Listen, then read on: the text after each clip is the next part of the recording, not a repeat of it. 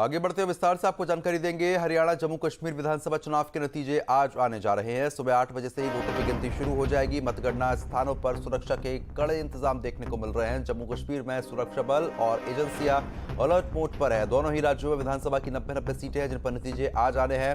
बता रहे हैं कि बीजेपी और कांग्रेस के बीच हरियाणा में खासतौर पर टक्कर मानी जा रही है। जम्मू कश्मीर में करीब 10 साल बाद विधानसभा चुनाव हुए हैं, तो मतगणना स्थलों पर सुरक्षा के लिहाज से कड़े बंदोबस्त यहां पर देखने को मिल रहे हैं। दोनों ही राज्यों में विधानसभा की 90 सीटों पर नतीजे जो है वो फिलहाल आने शुरू होंगे।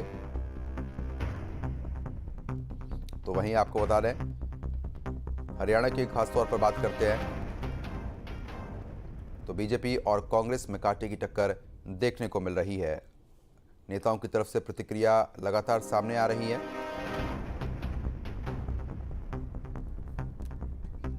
जो एग्जिट पोल था, खासतौर पे महापोल था, उसमें कांग्रेस बढ़त थी, सरकार बनाती हुई नजर आई थी। और देखिए, इसके अलावा अगर हम बात करें तो धुआंधार प्रचार प्रसार कांग्रेस की ओर से किया गया, उसका ही नतीजा हम कह सकते हैं कि एग्जिट पोल में दिखाई दिया। लेकिन थोड़ी देर के बाद ये साफ हो जाएगा, जब जादुई रूपी ईवीएम जो है का पिटारा खुलेगा तो उसमें साफ हो जाएगा कि किसके हिस्से में जीत और किसके हिस्से में हार आएगी।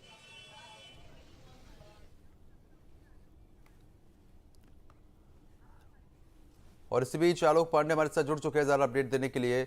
आलोक जी, इस तरीके से साफ तौर पर देखने को मिल रहा है कि आज फैसले का दिन है और जिस तरीके की स्थिति बनी हुई है, ऐसे में जो एग्जिट पोल है वो लगातार अलग चीजें बयान कर रहा है। क्या स्थिति आज बन सकती है?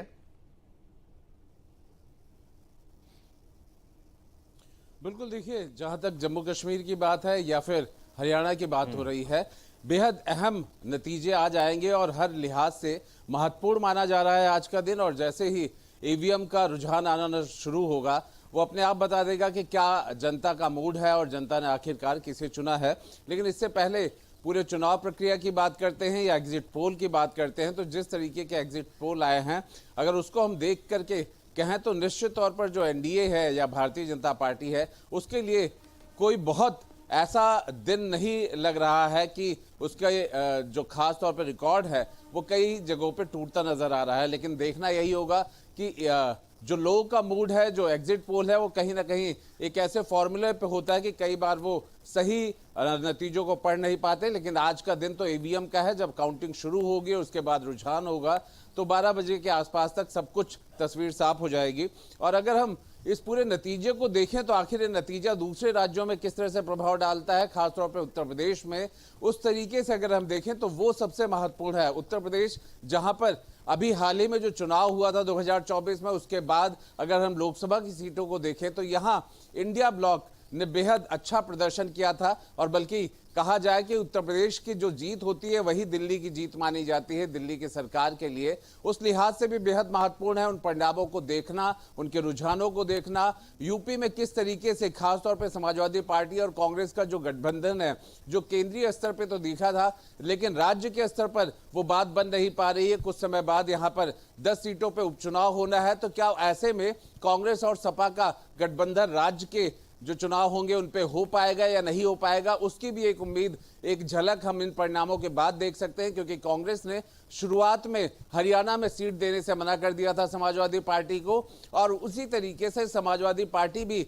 इस बात को यहां सोच रही है कि जो 10 सीटों पर चुनाव होने हैं, क्या कांग्रेस को उन सीटों पर कुछ सीट देनी है, नहीं देनी है। इन सब के नतीजे हरियाणा के नतीजों के साथ जोड़कर देखा जा रहा है। क्योंकि कांग्रेस जितनी मजबूत होगी दूसरे राज्यों में, वो उतने ही बाकी राज्यों में कोशिश करेगी। और खासतौर पर उत्तर प्रदेश की अगर राजनीति की बात करते हैं तो कांग्रेस एक समय था यहाँ सबसे मजबूत पार्टी हुआ करती थी, धीरे धीरे कमजोर होकर के उसकी हालत क्षेत्रीय दलों से भी बदतर हो चुकी है। ऐसे में कांग्रेस के लिए बेहद महत्वपूर्ण नतीजे न सिर्फ हरियाणा के लिहाज से रहेगा, बल्कि कांग्रेस बीजेपी में क्या रुख अख्तियार करती है, रणनीति करती है, समाजवादी पार्टी जो कि उसकी गठबंधन की साथी है, उसके साथ आगे किस तरीके की राजनीति रहेगी, ये भी बेहद महत्वपूर्ण है, दिलचस्प है। इसलिए उत्तर प्रदेश की निगाह से ये परिणाम बेहद महत्वपूर्ण होने जा रहे हैं। बिल्कुल, क्योंकि देखिए जिस तरीके से नतीजे आज दोपहर तक साफ होते हुए नजर आएंगे, लेकिन अगर खास तौर पर अगर हम हरियाणा की बात कर लेते हैं तो पहले मनोहर लाल मुख्यमंत्री थे, उसके बाद नायब सिंह सैनी को मुख्यमंत्री बनाया गया। तो वहीं अगर कांग्रेस की बात करते हैं, भूपेंद्र सिंह हुड्डा के अपने दावे हैं, पार्टी में जरूर फूट देखने को मिली, लेकिन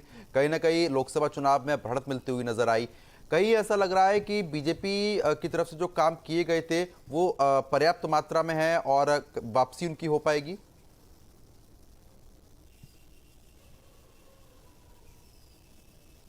देखिए, इसी बात का इंतजार है। आज का दिन जो है बेहद कई ऐसे गुड़ा भाग करने का या फिर कई ऐसे राजनीतिक कहा जाता है नफे नुकसान की जो स्थितियां हैं उनको आकलन करने का होता है। जब परिणाम आते हैं वो ये देखा जाता है कि जिस तरीके के चुनाव के माहौल रहे या भाषण रहा या जिस तरह के मुद्दे उठाए गए या सरकारों ने पिछले 10 साल में जो काम किया था, आखिरकार क्या जनता की मोहर उस पर लगती है। ये कुछ ऐसे बिंदु होते हैं जहां सारे कयास खत्म हो जाते हैं और आज की सुबह के साथ ही जनता का मूड या जनता का जवाब सामने आने लगता है। ईवीएम खुलता जाता है और पार्टियों की जो सुबह से धड़कन शुरू होती है, धीरे धीरे करके वो जीत हार की तब्दीलियों के साथ साथ एक परिणाम की तरफ पहुंच जाती है। और एक को ये कहना पड़ता है कि जनता का जो जनादेश आया है उसको स्वीकार करते हैं और दूसरे को ये मानना पड़ता है कि जनता ने आखिरकार उन्हें नहीं चुना है। तो आज का दिन सबसे प्रमुख है, सबसे महत्वपूर्ण है। और राजनीति के रूप में अगर देखा जाए, जहां हम सोशल मीडिया की बात करते हैं